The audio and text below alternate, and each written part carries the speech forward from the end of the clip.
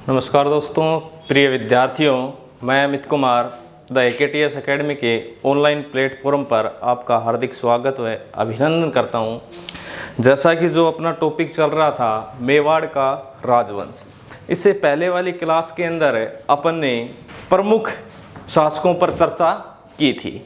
जैसे जो शासक थे, जो स्टार्टिंग घुइल वंश की जो स्थापना करता थे वो तो भुवादित्य। इसके बाद विभिन्न शासकों पर अपन ने क्या की थी, चर्चा की थी। इससे पहले वाली क्लास में अपन ने शासक पढ़ा था हम्मीरदेव सिसोदिया।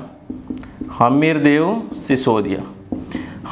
जो सिसोदिया था, ये मेवाड़ राजवंश के अंदर पुनः सिसोदिया वंश की क्या करता है, स्थापना करता है। इस कारण इसको मेवाड़ का उद्धारक कहा जाता है। सर्वप्रथम हम्मीर सिसोदिया ने राणा की उपाधि धारण की। अगर क्वेश्चन ये आता है कि किस घुइल शासक ने सर्वप्रथम राणा की उपाधि धारण की, तो किसने की थी भाई, हम्मीरदेव सिसोदिया के द्वारा की गई थी। इसको वीर राजा व विषम घाटी पंचानन के नाम से भी जाना जाता है। इसके बाद अपने शासक पढ़ा था छेतर सिंह, जिसको खेता भी कहा जाता है। उसके शासनकाल के अंदर एक महत्वपूर्ण घटना होती है, उसने मालवा के शासक दिलावर खां की क्या कर दी, हत्या कर दी। जिसके कारण छेतर सिंह, देखो उसमें मैंने बताया था कि छेतर सिंह के द्वारा क्या किया गया, मेवाड़ के साथ साथ भीलवाड़ा को जीत लिया गया, फिर हाड़ौती प्रदेश को भी जीत लिया गया और मालवा को जीता। और मालवा का एक शासक था दिलावर खां, और इसकी हत्या कर दी। जिसके कारण मेवाड़ और मालवा संघर्ष की क्या हो जाती है, शुरुआत हो जाती है। ये महत्वपूर्ण घटना किसके शासनकाल से शुरू होती है, छेतर सिंह के शासनकाल से शुरू होती है। इसके बाद जो अपना नेक्स्ट शासक आता है वो आता है लक्ष्य सिंह व राणा लाखा। लक्ष्य सिंह व राणा लाखा, इसके बारे में अपन ने कुछ चर्चाएं की थी, इसको फिर से देखते हैं। इसका जो कार्यकाल है ये 1382 से 1421 ईस्वी तक है, लक्ष्य सिंह व राणा लाखा का।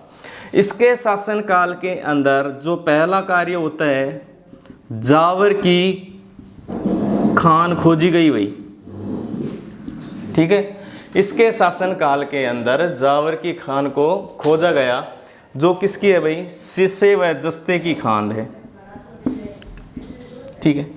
जिसके कारण जो अर्थव्यवस्था है वो मेवाड़ की सुदृढ़ हुई।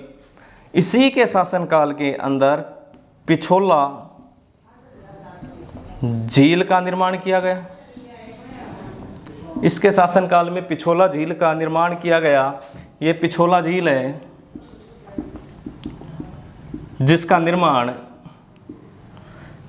चिड़ीमार बंजारे के द्वारा किया गया।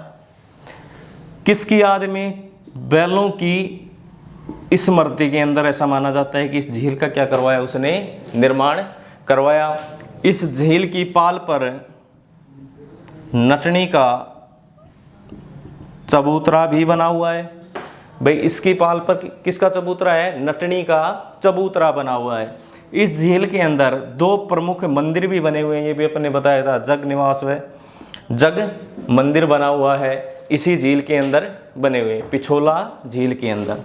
फिर नेक्स्ट है, इसके दरबार के अंदर जोटिंग भट्ट व धनेश्वर भट्ट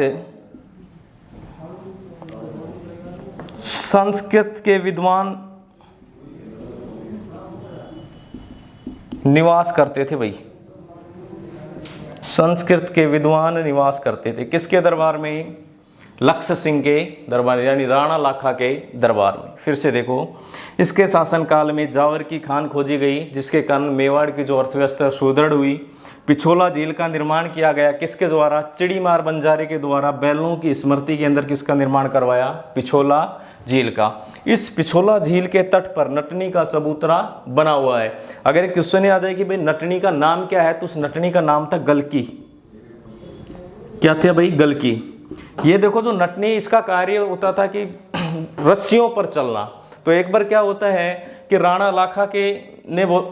लाखा उस नटनी के बारे में जानता है, तो राणा लाखा ने उसको बोला कि भाई पिछोला झील के इस किनारे से इस किनारे तक अगर आप रस्सी की सहायता से इस झील को क्रॉस कर दोगे तो मैं मेरा आधा राज्य दे दूंगा। तो गलकी नटनी ने इस रस्सी पर चलना प्रारंभ किया और इसके कुछ हिस्सा ही बचा था, जिससे जो इसके राणा लाखा के जो सरदार थे उन्होंने रस्सियां काट दी, और जिसके कारण जो गलकी नटनी है वो बिछोला झील में गिर जाती है, जिसके कारण उसकी क्या हो जाती है, मृत्यु हो जाती है। इसकी वजह से इसी झील की पाल पर क्या बनाया, एक चबूतरा बनाया गया। किसकी याद में? नटनी की याद में। नटनी का नाम क्या है? गलकी नटनी। क्लियर है? स्क्रीनशॉट ले लीजिए। नेक्स्ट के अंदर अपन देखते हैं कि जो राणा लाखा है इसका विवाह होता है हंसाबाई के साथ। राणा लाखा व हंसाबाई का विवाह, तो ये कैसे हुआ, कहाँ की थी हंसाबाई, तो इसके बारे में अपन जानेंगे। ये देखो, राणा लाखा व हंसा बाई का विवाह कैसे हुआ है। तो देखो, इधर जो राणा लाखा है इसके पहले से एक पुत्र था कुंवर चूड़ा, और दूसरा पुत्र था राघव देव। क्लियर यहां तक? जो हंसाबाई है ये थी मारवाड़ की, और मारवाड़ के अंदर एक शासक था राव चूड़ा। राव चूड़ा की क्या थी भाई, ये पुत्री थी हंसाबाई। हंसाबाई, इसी का एक बेटा था रणमल। कौन था? रणमल। अब राव चूड़ा ने प्रतिहारों के साथ मिलकर के मंडोर को जीत लिया। किसको जीता भाई? मंडोर को। प्रतिहारों के साथ मिलकर के मंडोर को जीत लिया और तुर्कों को यहां से भगाने में क्या हुआ? कामयाब हुआ, जिसके कारण इसका विवाह किया गया। मंडोर को जीतने के बाद इसका विवाह किया गया, और मंडोर क्षेत्र है ये, इसको क्या दे दिया गया? दहेज के अंदर दे दिया गया था। और जो विवाह करता है कपूरी देवी, ठीक है, और इससे एक पुत्र होता है कहन्ना। क्या होता है भाई? कहन्ना। तो जैसे अगला जो उत्तराधिकारी नियुक्त किया राव चूड़ा ने, वो कान्हा को नियुक्त कर दिया, और रणमल बड़ा था, जिसके कारण रणमल यहाँ से नाराज हो जाता है और कहाँ पर आ जाता है भाई? मेवाड़ में आ जाता है, राणा लाखा के पास आकर के रहने लग जाता है। कुछ समय बाद रणमल ने अपनी बहन का रिश्ता कुंवर चूड़ा से करना चाहा, तो एक रोज दरबार लगा हुआ था और रणमल नारियल ले जाता है और लाखा को सौंप देता है। लाखा उस समय बुजुर्ग था, तो जैसे ही नारियल देता है तो ऐसा माना जाता है कि मेवाड़ में ये प्रथा थी, जिसको नारियल दे दिया जाता था उसी के साथ लड़की की क्या होती थी? शादी होती थी। तो जैसे ही नारियल देता है तो लाखा बोलता है कि भाई बुजुर्ग अवस्था में मेरे के साथ क्यों मजाक कर रहे हो? तब रणमल बोलता है कि हम हमारी बहन का जो शादी है कुंवर चूड़ा से करना चाहते हैं, न कि आपसे। फिर कुंवर चूड़ा ने ये बोला कि भाई अगर नारियल लाखा को दे दिया गया तो इससे शादी लाखा ही करेगा, मैं नहीं करूँगा। जिसके कारण रणमल मना कर देता है, अब भाई मैं शादी नहीं करूँगा मेरी बहन की। दबाव बनाया जाता है तो रणमल एक कंडीशन रखता है कि भाई मैं शादी तब करूँगा तब राणा लाखा और हंसाबाई से जो संतान होगी वो मेवाड़ की क्या बने? उत्तराधिकारी बने। ये प्रतिज्ञा किससे लेता है? कुंवर चूड़ा से। तो कुंवर चूड़ा ने आश्वासन दिया कि भाई राणा लाखा और हंसाबाई से जो संतान होगी वो ही मेवाड़ की क्या बनेगी? उत्तराधिकारी बनेगी। इस कारण कुंवर चूड़ा को मेवाड़ का भीष्म पितामह भी कहा जाता है। क्लियर है? मेवाड़ का भीष्म पितामह किसे कहते हैं? कुंवर चूड़ा को कहते हैं। इसे मेवाड़ का राम भी कहा जाता है। मेवाड़ का राम भी किसे कहा जाता है?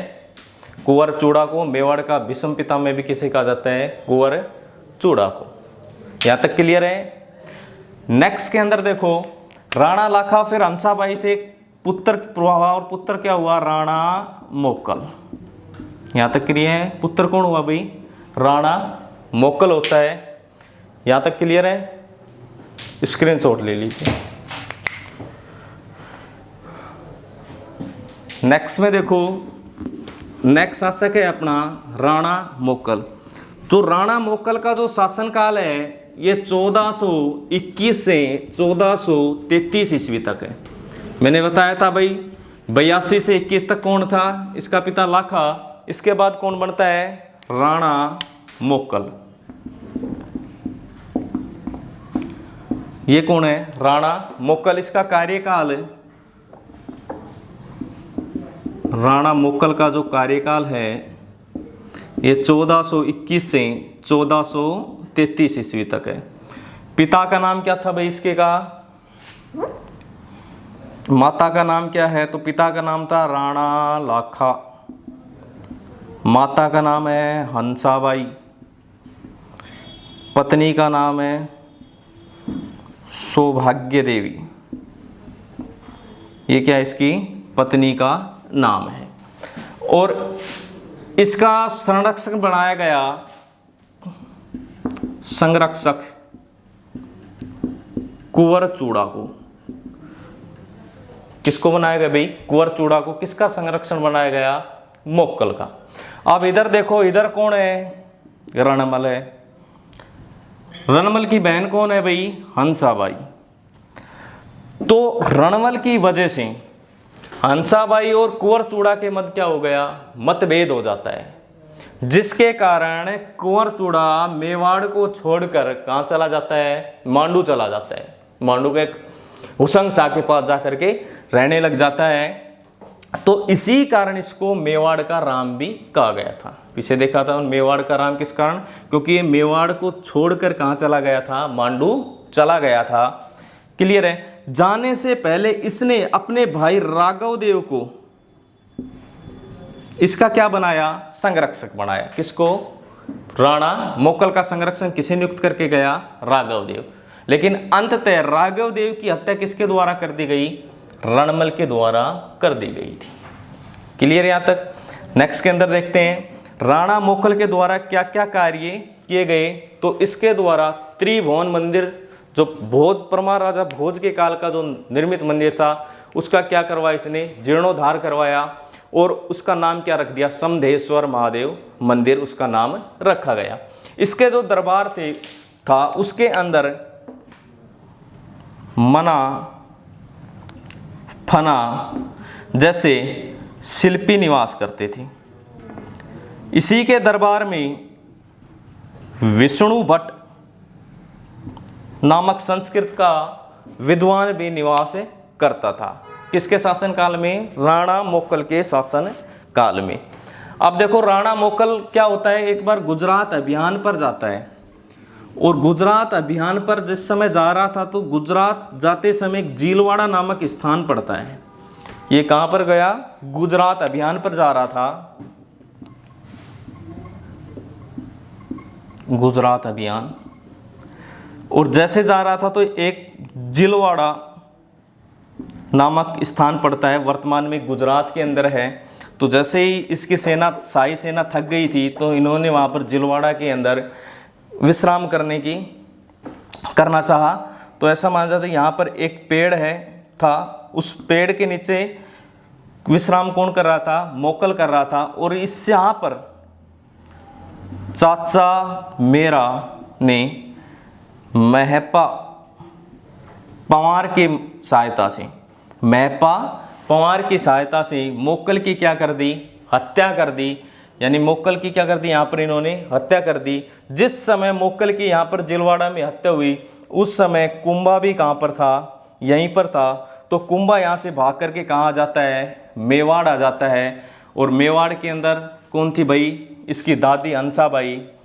तो हंसाबाई ने सोची कि भाई एक ही पुत्र था, उसकी भी हत्या कर दी, कहीं इसकी भी हत्या नहीं कर दे, किसकी? महाराणा कुंभा की भी हत्या नहीं कर दे। इस कारण इसने सहायता के लिए अपने भाई रणमल को एक पत्र लिखा। और रणमल वहाँ से आता है, प्रतिद्वंदियों के मध्य किसका राज अभिषेक करता है? महाराणा कुंभा का। और स्वयं क्या बन जाता है? इसका संरक्षक बन जाता है। कि महाराणा कुंभा का संरक्षक कौन बन जाता है भाई? रणमल स्वयं बन जाता है। यहाँ तक क्लियर है? ठीक है। नेक्स्ट शासक है महाराणा कुंभा। नेक्स्ट शासक है भाई महाराणा कुंभा। तो देखो जो महाराणा कुंभा है उसका जो शासन काल है ये 1433 से महाराणा कुंभा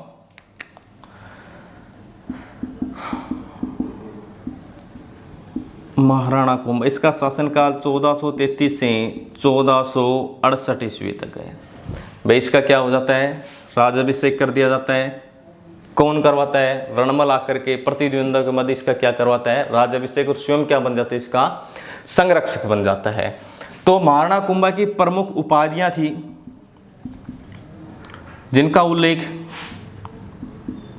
कुंभलगढ़ प्रशस्ति व विजय स्तंभ प्रशस्ति में मिलता है। नहीं सॉरी, कुंभलगढ़ प्रशस्ति में कीर्ति प्रशस्ति के अंदर इसका क्या मिलता है? उल्लेख मिलता है। कुंभलगढ़ प्रशस्ति और कीर्ति प्रशस्ति में इसका प्रमुख उपाधियों क्या मिलता है? वर्णन मिलता है। ऐसा माना जाता है कि इसके द्वारा 108 उपाधियों को क्या किया गया था? धारण किया गया था। जो प्रमुख उपाधियां हैं, पहली है अभिनव भर्ताचार्य। पहली उपाधि कौन सी है भाई? अभिनव भर्ताचार्य। फिर है हाल गुरु, राणा रासो, चांप गुरु, शैल गुरु, परम गुरु। इसकी प्रमुख ये 4 उपाधियां हैं। 4-5 जो उपाधियां प्रमुख है। अभिनव भर्ताचार्य यानी संगीत का क्या था भाई? इसको विशुद्ध ज्ञान होने के कारण इसको क्या कहा जाता था? अभिनव भर्ताचार्य। हाल गुरु यानी हाल गुरु, चांप गुरु। हाल गुरु पहाड़ों पर क्या दुर्ग बनाने के कारण कहा गया। राणा रासो साहित्यकारों का क्या था? ये आश्रयदाता था। चांप गुरु धनुर्विद्या में क्या था? ये प्रांगत था। ठीक है। परम गुरु भी कहा जाता है इसको। इसके बाद अन्य उपाधियां हैं इसकी अश्वपति, गजपति, नरपति, टोडरमल की भी उपाधि इसके द्वारा धारण की गई थी। ये इसकी क्या है? प्रमुख उपाधियां हैं। भाई इसके द्वारा 108 उपाधियों को क्या किया गया? धारण किया जाए, ऐसा माना जाता है। कुंभलगढ़ प्रशस्ति में इनकी उपाधियों क्या मिलता है? वर्णन मिलता है। अभिनव भर्ताचार्य संगीत का विशद ज्ञान होने के कारण, हाल गुरु पहाड़ों पर दुर्ग बनाने के कारण, राणा रासा साहित्यकारों का आश्रयदाता, चांप गुरु धनुर्विद्या में प्रांगत, शैल गुरु, परम गुरु, अश्वपति, गजपति, नरपति यानी घोड़ों में, हाथियों में, नर में सबसे श्रेष्ठ था। इस कारण इसको अश्वपति, गजपति और नरपति की क्या दी गई? उपाधि दी गई। और टोडरमल की भी उपाधि इसके द्वारा धारण की गई थी। यहाँ तक क्लियर है? नेक्स्ट के अंदर अपन देखते हैं कि महाराणा कुंभा के द्वारा राजनीतिक क्षेत्र के अंदर क्या क्या कार्य किए गए, सांस्कृतिक क्षेत्र के अंदर इसके द्वारा क्या क्या कार्य किया गया था। तो फर्स्ट आता है राजनीतिक क्षेत्र।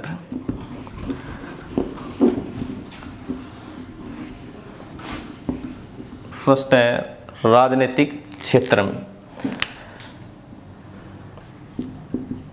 राजनीतिक क्षेत्र। सेकंड आता है सांस्कृतिक क्षेत्र में। सांस्कृतिक क्षेत्र में भी अपन 2 देखेंगे। एक तो देखेंगे संगीत क्षेत्र में और दूसरा देखेंगे स्थापत्य क्षेत्र में। यानी संगीत पर इसके द्वारा प्रमुख ग्रंथों की रचना की गई थी और स्थापत्य के अंदर भी इसके द्वारा विभिन्न दुर्गों तथा महलों तथा मंदिरों का क्या करवाया गया था? निर्माण करवाया गया था। इसी कारण इसको स्थापत्य कला का जनक भी कहा जाता है। इसका एक प्रमुख शिल्पी था जिसको अपन देखेंगे मंडन।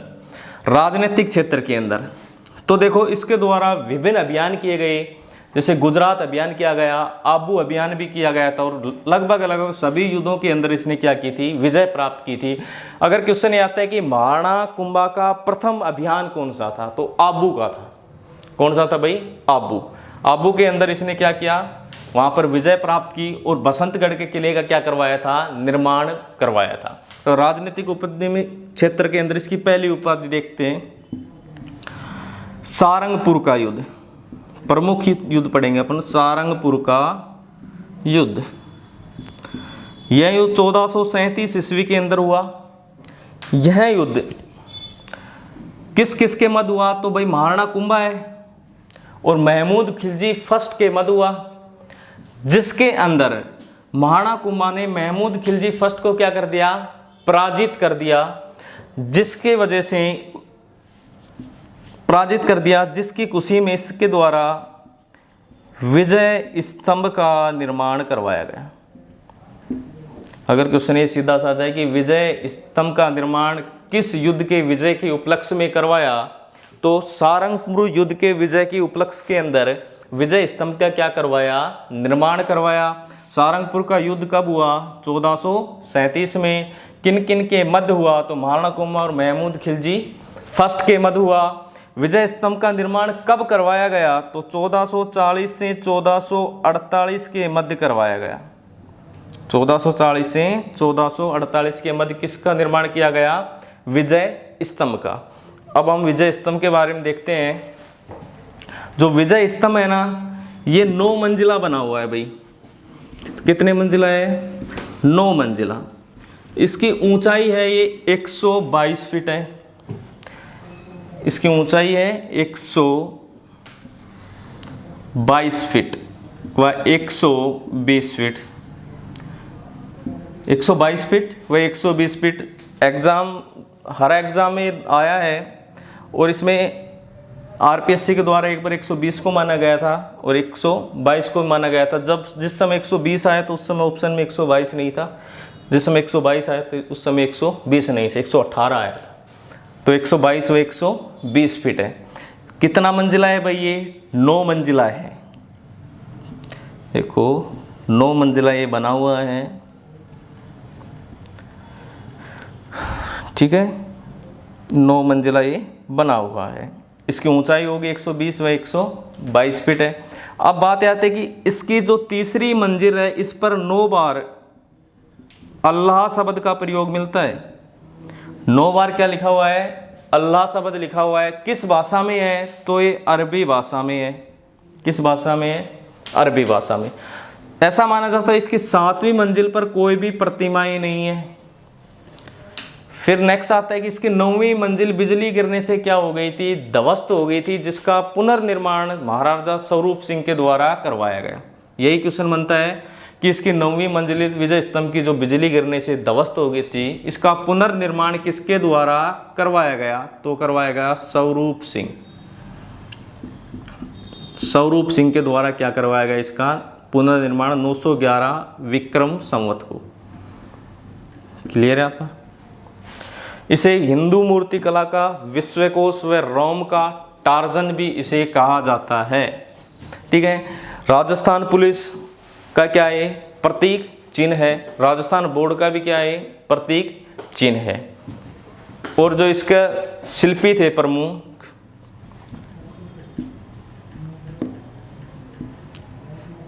और एक थे वास्तुकार।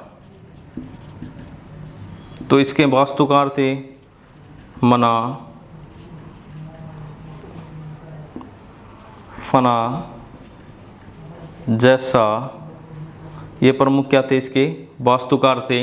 इसी के अंदर एक कीर्ति स्तंभ प्रशस्ति है, जिसके लेखक कौन है, कीर्ति स्तंभ प्रशस्ति है इसके अंदर, जिसके लेखक हैं कवि अत्रि व महेश।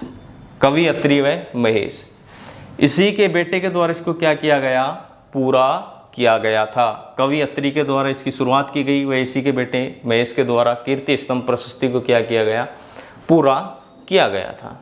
यहाँ तक क्लियर है। नेक्स्ट, इसी के अंदर, इसी के पास बनी हुई है कीर्ति जैन स्तंभ। क्या बना वो भाई, कीर्ति जैन स्तंभ। जो कीर्ति जैन स्तंभ है वो 7 मंजिला है, 75 फुट इसकी क्या है ऊंचाई है, और वो एक जैनी व्यापारी जीजा शाह के द्वारा क्या करवाया गया था, उसका निर्माण करवाया गया था। और वो समर्पित किसको है, ये पूछ ले भाई कीर्ति जैन स्तंभ समर्पित किसको है, तो किसको है, आदिनाथ व ऋषभदेव को। अगर याद है विजय स्तंभ समर्पित किसको है, तो ये है विष्णु को, भगवान विष्णु को। इस कारण इसको विष्णु ध्वजगढ़ के नाम से भी जाना जाता है। नेक्स्ट की क्लास के अंदर अपन इसकी सांस्कृतिक उपलब्धियों पर चर्चा करेंगे। उम्मीद करता हूँ कि जो पढ़ा है वो आपको समझ में आया होगा। Best of luck.